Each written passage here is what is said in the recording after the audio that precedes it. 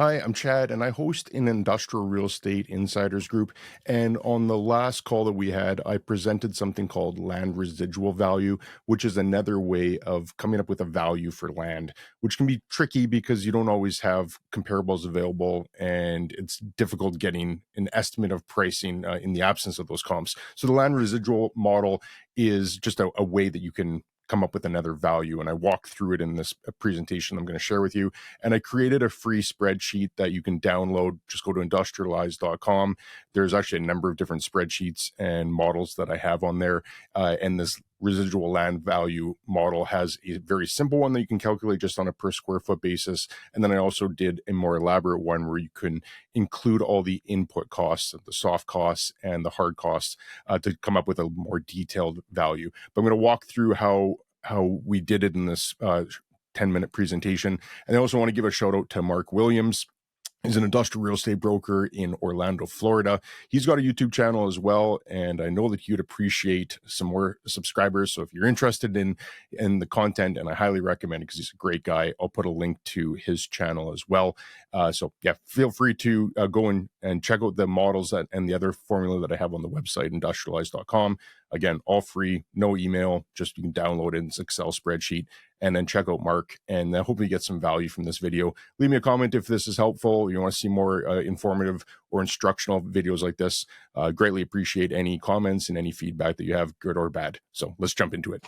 So I've always kind of thought of it that most people, when they look at land, they'll try to get an idea of value by simply looking at direct comparables. That's probably the easiest way. It's difficult to come up with an income value on it. Like, obviously, there's no replacement cost on land. So a lot of people default just to direct comparables, whereas this is just another way of looking at it on actually removing the land from the equation on through the lens of a developer. So if a developer was looking at a site and they had to go through all their costs, hard costs, soft costs, their expected profit, what's left? The residual land value is what's left. So I put just this really simple Excel spreadsheet together just to show. So lots of assumptions that have to go into this, of course, because you need to have a really good understanding of what the sale price is going to be, and that could be 3 years out. You also need to have a really good idea of what your construction costs are going to be and your soft costs, and then also what your profit's going to be. But you can start seeing here if there's a 1 acre site and a developer looks at it and says, I can put a 10,000 square foot building on there and says, I'm expecting the sale price to be $200 a square foot. Going through the math, you're expecting $100 a square foot in hard costs, soft costs. I just put in an arbitrary number, profit, arbitrary number, would show in this case that land is worth 500 grand. And I found this to be a pretty good way of describing to sellers that if they're stuck on a high price, to say, well, let's look at this from the buyer's standpoint and going through this math and say, well, what do you want to change? Like, do you think it's $210 a square foot it's going to be worth? Well, that leads to an extra 80 grand that they could pay on it. Do you think construction costs might be more? The developer might say, no, those are going to be $120 a square foot. You can start pulling these, and every one is a lever that ultimately changes the residual land value. So I found that this is just a helpful way of reframing it from a value standpoint of just what market comparables are for the land itself to what ultimately a buyer is going to do. And again, there's some assumptions in here because it might be an owner user. It might be someone that thinks that they can put a 15, 20,000 square foot building on there. So highest and best use comes into play. But it's, if you walk through this example, and this is exactly how most developers would look at it as well when they're starting to run their pro forma. So it's just a way of reframing it and almost just being fully transparent to the seller by saying, we're expecting to make a 20% profit. Here's all of our costs. Here's what we're expecting to sell it for. And just gives a different way of coming up with this residual land value. So anyone use this before or something similar to it? I've tried to I like explain it it. verbally to folks. Sorry to jump in and interrupt, but thank you so much for putting this out, Chad, especially in the formula. I mean, this is broken down really clean. But I've often explained to folks when you're selling land, it's a function of, what someone can rent the building out for and what it costs them to build it. So to have it laid out this concise, pretty simple and easy to understand too. Thanks for sharing. Yeah, I'll save this and send it to you guys because I did do it Awesome. with the formulas in there as well. So it's a very simple document, but it's just if you wanted to adjust these numbers. So someone might say, well, I want 30% for a profit, and maybe they think they can sell it for 250 a foot. So like there's all the scenario planning that you can go through, and just any one of those numbers you can change to show how that residual land value gets affected. Yeah, Chad, this is great. I mean, yeah, this is interesting. It's fun. Sorry, I'm losing my voice. But yeah, I was talking to somebody. There was a local developer to me. It's a landscaping shop that has a yard in the back. Um, and they were open to the idea of selling the open land. Right now, they just put junk in there, right? Mhm. But it's in the back, so it's not front facing. It's in the back, right? So they were like open to the idea of selling the land, and that was the struggle I had, right? I was trying to figure out like if I can put some outdoor like truck parking or something in there, right?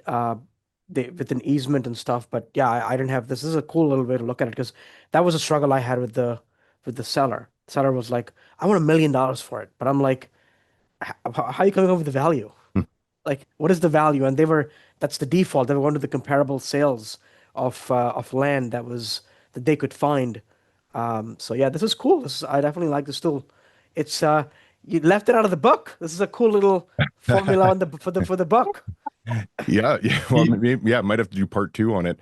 Yeah, it doesn't get talked about very often, but it really is a great tool from the standpoint if you, especially if you can't find comparables.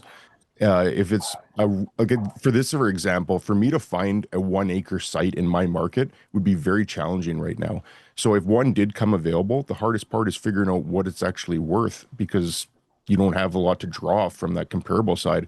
But if you go through this example, well, here's like if you were to say to a seller, like, what am I missing? What do you want to adjust on this that you don't think is fair on this?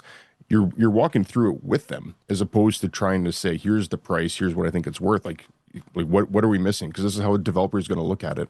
So yeah, it's just another tool to come up with what land is worth. Cool. Okay, yeah, I'll save this and I'll put it into the Mighty Network so anyone can download it. Yeah, this is huge, Chad. I feel like it might have been an interview on your channel. I can't recall off the top of my head, but I think it was an experienced buyer talking about how they get deals done. And I think they mentioned they pretty much just show the numbers to the seller, right? And say, hey, look, here's what we're working with here. I'm sure you think we're getting absolutely rich, but are actually taking on a lot of risk to be able to achieve, a reasonable profit here. And here's what it looks like. And sometimes I think that kind of puts maybe the seller's mind at ease, right? When they don't really know what the value actually is, are they getting ripped off or not? So when they can see it and digest it, it helps. So I don't know if we have permission to show this to other people, but I think it would be a great tool Oh yeah, and way to leverage. Yeah, absolutely. I just put this together last night, so it's like I could even clean it up a little bit more. Feel free, sure. use it however you like. I think that was Aaron Halfacre who was talking about that. Is that Right. he said the exact same thing. He's like, when I'm meeting with a seller, I want to be fully transparent with them. So I'm walking through everything, what my costs are going to be, and like you could even, if you wanted to, you could go and detail this out even more, right? For construction costs, you could say building envelope, roof, parking lot. Every electrical HVAC, you could break down your HVAC almost as a contractor would, and then same with soft costs. You could break that down into architect and legal and uh, planning and permits. You could break that down as well and really show everything. But I think that that's how Aaron was so successful getting deals is that he would say, look, I'm not trying to get rich off of this. I'm just trying to build a case that I can make a 30%, maybe 30 is too high, but maybe it's 20% that I can make a 20% return, but I have to take all these risks. Like I don't know what these construction costs are really going to be a year out, or if soft costs go up, or if I find something unexpected on the site. So like there's a lot of risk that gets priced into this. And he said that as well. He's like, if you guys want to do this yourself, I'll give you my roadmap on doing it, but just be aware that I have to take a lot of risk to make this return, and it's over 2 or 3 years. So I think having that transparency is a great way of getting deals done, because instead of the seller thinking that they're selling it for too little, which every seller does, right? Every seller has seller's remorse, thinking, "Oh, I could have got a little bit more." Well, could you? Maybe, but you're gonna have to take all this risk to get a little bit more. Yeah, I think the risk is the hardest part to articulate for people to understand. It seems like, and they only see it as the developer is getting filthy rich. I mean, this Hmm. really rings a bell for me. I'm working on selling a property. Unfortunately, it's not industrial, but it's an interesting story. It's an infill piece of land in it's almost 5 acres in Orlando, Florida. And it's for a pastor, and it was a church. However, it's going to be rezoned to multifamily.